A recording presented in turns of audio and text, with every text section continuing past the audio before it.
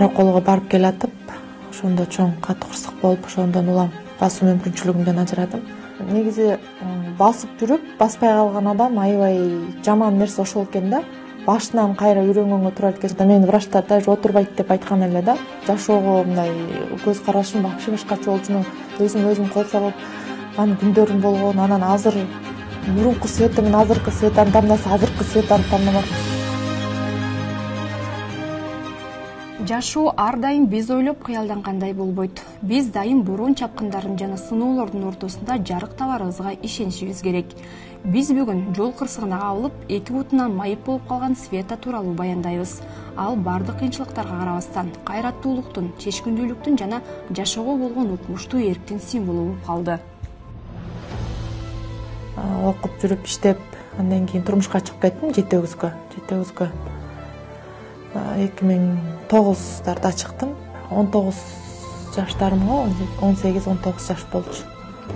Ошол жакта жүрүп, анан эки балалуу болдук, бир кыз, бир эркек балалуу болуп, анан кырсыкка ошо жети өгүздөн кабылдым.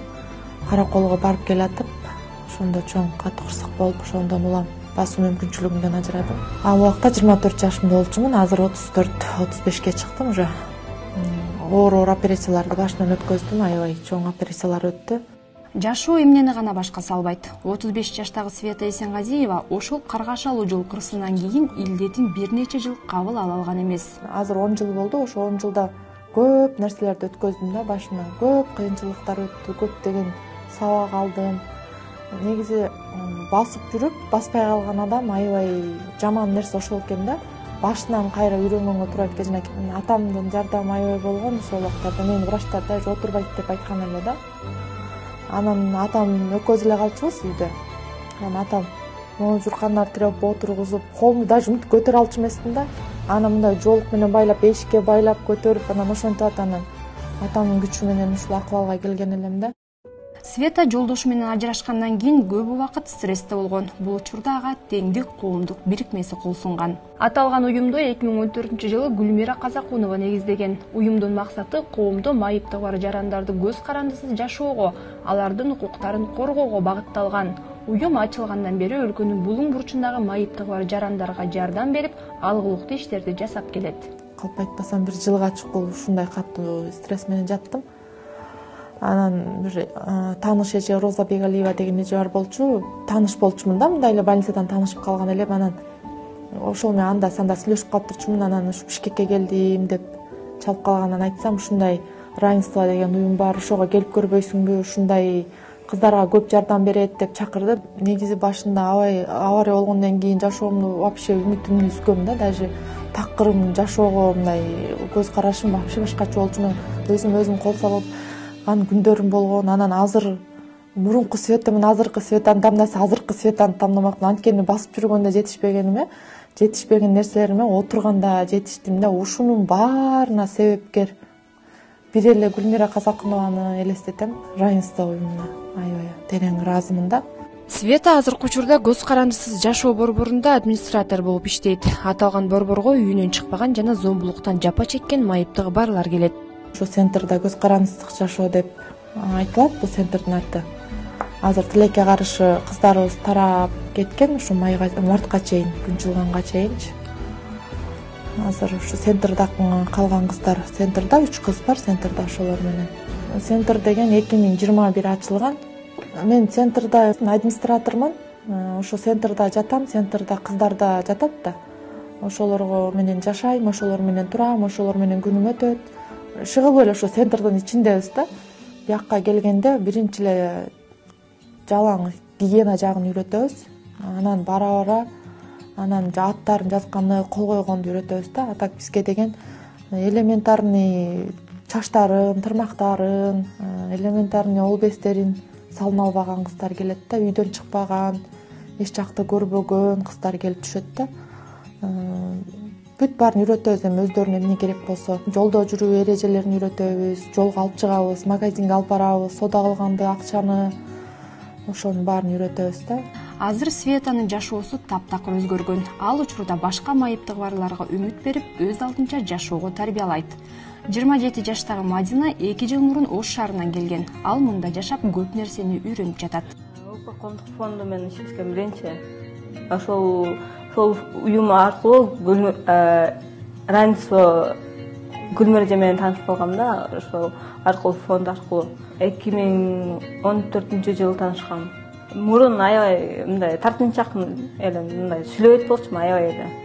Мындай ушу равенствого кошулгандан бери мындай тартынбай калдым, тартынбай сүйлөп, башка жерлерге барып аябай активный катышып калдым да. Мурун аябай сүйлөөчү эмесмин, мындай тартынып бир сүйлөсө макул сөздөргө туура деп эле жүрчүмүн да. Өз алдынча жүргөндү үйрөндүм. Азыр таксиге чыгып өзүм деле барып келе алам да. Досторум менен жолукканга барып келем. Өз алдынча жүргөндү үйрөндүм бул жактанчы. Көп эле пайдалуу жактары көп болду десем болот да. Мында келгендер бош убактысында бири-бири менен сырдашып, ырдап, шаңдуу отурушат. Багыт сууну көңүл бири келген, учкан куштай сызып күндөрүң эримен, аруу таңдай маанай арылганың, шаңга бөлүп барын күлгөнүң мени, билип жаман жолго баспагың, ак тилиңди таза бойдон сактагың, адам бойдон калып өзгөрбөй, адал иштеп асыл ойдон качпагың. Keçir ötkөndүң, geçirgin duşman köpkөndүң, көтөрүп алсыз чөккөндүң, жардам бергин.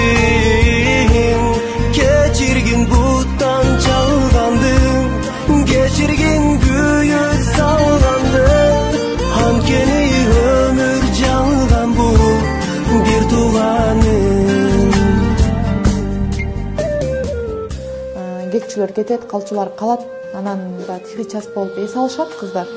Эс алып тургандан кийин кечки тамагыбызга киребиз. Кечки тамак жасап ичип алгандан кийин анан кыздар бош болот ошол убактарда. Ал убактарда ырдашат, чогуу отуруп ырдашат. Чогуу отуруп туулган күндөр болуп калат. Ата-энелер кээ бирлер бияктан тозуп койгула деп торт алып келип берет. Аны жешет, бийлешет, калоо тилек айтышат. Өзүбүздүн көңүлүбүздү өзүбүз көтөрөбүз да, короче. Муңайып калбашыбыз керек да. Көрсөтүп кетелиге мактанып. Мына кыздарым бул баягы пицца кылганбыз, мастер-класс. Пицца өзүм кылам, мастер-класс. Пиццаны өзүм аябай жакшы жасайм. Кыздарым общий түшкөн кыздарым, мунун баары окушат. Сонун кыздарым бар, сагынып атышат азыр аябай. Качан башталат, кино театрга алып барам, монтип баарын. Кино көрүшөт. Каарманыбыз жумушунан тышкары спорт менен да машыгат. Света түштөн кийинки убактысын өзүнө бөлөт. Ал спорт менен машыгып, ийгилик жаратууну кыялданат.